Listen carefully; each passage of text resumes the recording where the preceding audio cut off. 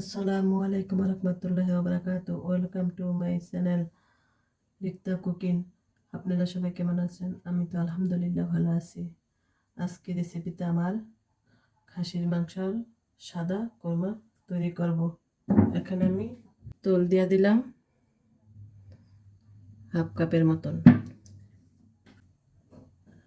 দিয়ে দিলাম দারচিনি, তেজপাতা, এলাচ।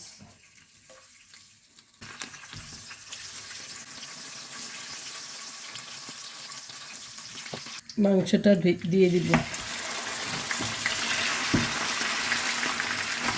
এখানে আমার 1 কিলো তো একটু বেশি আছে মাংস।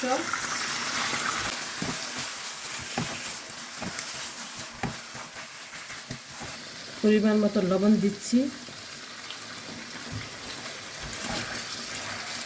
মাংসটা ভালো করে কষাতে হবে।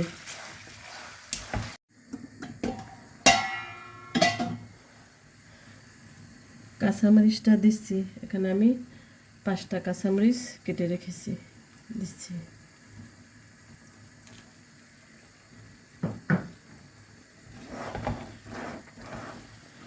এখানে আমি মরিচের গুঁড়া ব্যবহার করব না, কেননা আমি কোরমাটা সাদা পাক করব।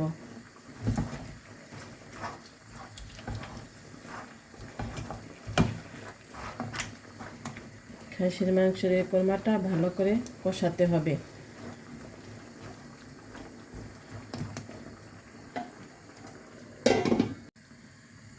পেঁয়াজটা দিচ্ছি, 1 কাপ পেঁয়াজ দিচ্ছি।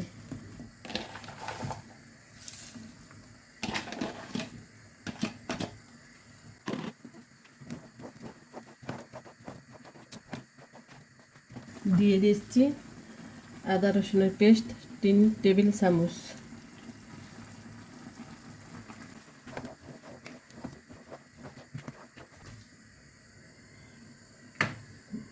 ঢেকে দিচ্ছি। 1 চা চামচ ধনিয়ার গুঁড়া দিচ্ছি, 1 চা চামচ জিরা গুঁড়া দিচ্ছি।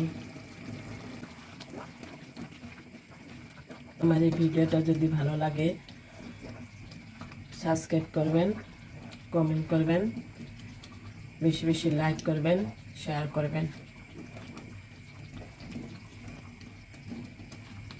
কাঠ বাদামের পেস্ট দিচ্ছি 2 চা চামচ দিচ্ছি। জয়ফল গুঁড়া দিচ্ছি 1 চা চামচের তো একটু কম। আপনাদের কাছে যদি জয়ফলটা থাকে ওইটু একটু গুঁড়া দিতে পারেন, জয়ফলটা গুঁড়াটাও দিতে পারেন। আমার কাছে নাই, আমি দিতে পারলাম না। আমার যদি পানি লাগে আমি দিব। আমার মাংসের থেকে যেই পানিটা উঠছে এটা দিয়ে আমার অনেকটাই কষানো হয়ে যাবে। যদি লাগে পরবর্তীতে আমি একটু গরম পানি অ্যাড করব যদি লাগে।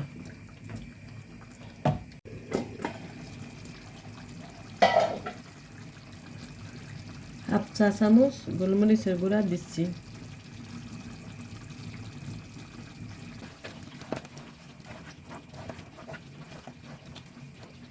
দিয়ে দিচ্ছি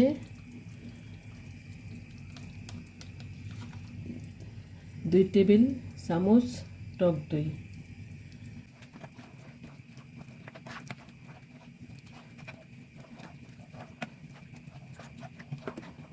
লবণটা চেক করে নেবেন। আমার আর পানি লাগে নাই, মাংস থেকে যে পানিটা হচ্ছে ওইটাই আমার কষানো হয়ে গেছে।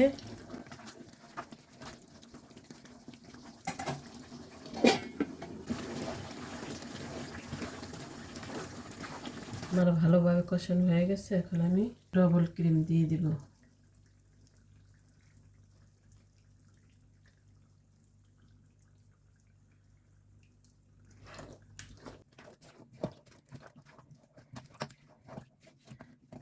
এখন একটু ঘিও দিতে পারেন, আমি ঘি দিব না।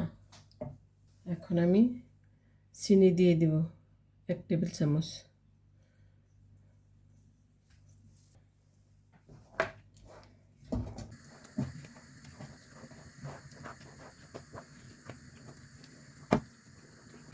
ঢেকে দিলাম। এই পর্যায়ে আমি পেঁয়াজ বেরেস্তা দিয়ে দিব। পেঁয়াজ বেরেস্তা দেওয়ার পরে আমি এটা দমে রাখবো কিছুক্ষণের জন্য। কুরমাটা আমার হয়ে গেছে, এখন আমি নামিয়ে নেব।